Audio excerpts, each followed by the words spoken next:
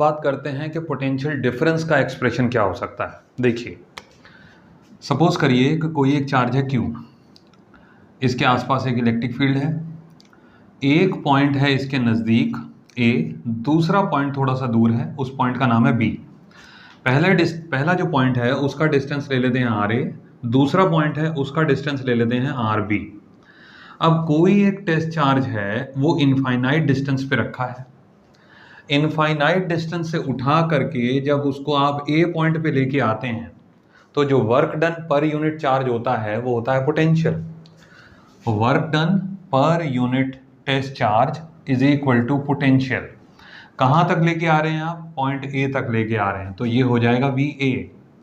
इसी तरीके से अगर आप इस चार्ज को इनफाइनाइट डिस्टेंस से उठा करके पॉइंट B तक लाते हैं तो जो आपका work done per unit charge होगा वो हो जाएगा VB।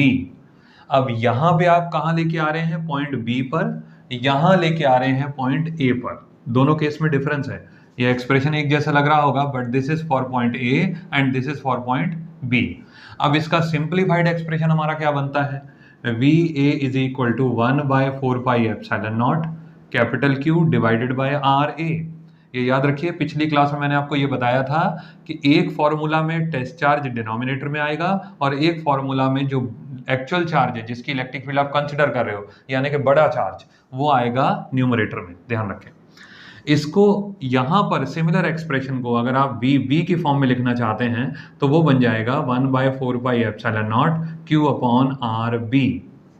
अब थोड़ा सा हम आइडेंटिफाई करने की कोशिश करें कि डिस्टेंस कौन सा ज्यादा है, RA ज्यादा है कि RB ज्यादा है? RB ज्यादा है, जाहिर है, यानी कि B पॉइंट जो है वो Q से ज्यादा दूरी पर है। जितना ज्यादा दूरी पर पॉइंट होगा, पोटेंशियल की वैल्यू उतनी रिड्यूस हो जाएगी, क्योंकि पोटेंशियल इनवर्सली प्रोपोर्शनल होता है डिस्टेंस के। तो इसका मतलब ये हुआ कि VB is lesser than VA। ठीक है, तो ये वाला वैल्यू छोटा है और ये वाला वैल्यू बड़ा है। ठीक है ना?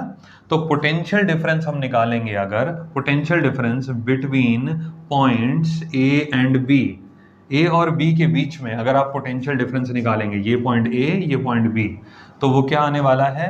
VAB is equal to VA minus VB। जो बड़ा वोल्टेज है या बड़ा पोटेंशियल है, उसमें से छोटे पोटेंशियल को लेस कर दीजिए।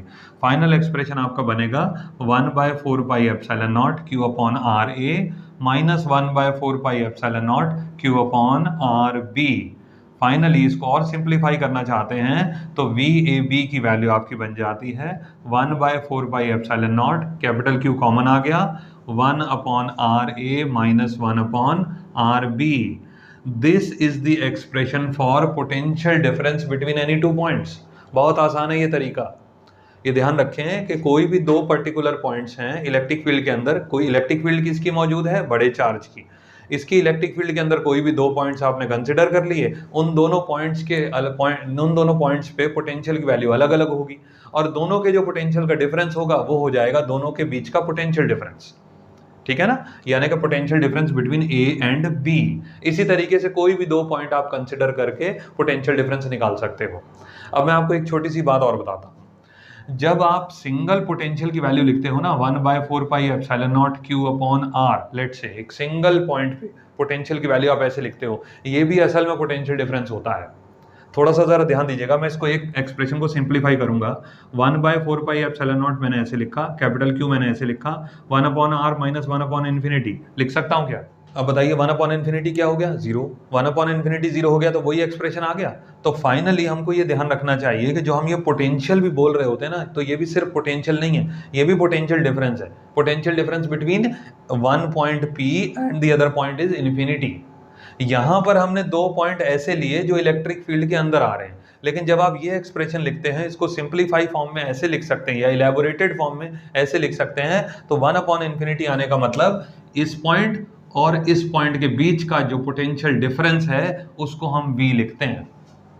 अगर ये बात समझ में आ जाती है तो बहुत अच्छा, क्योंकि नॉलेज पॉइंट ऑफ व्यू से ये बहुत जरूरी है कि ये सिंपल पोटेंशियल नहीं होता है, ये भी पोटेंशियल डिफरेंस होता है।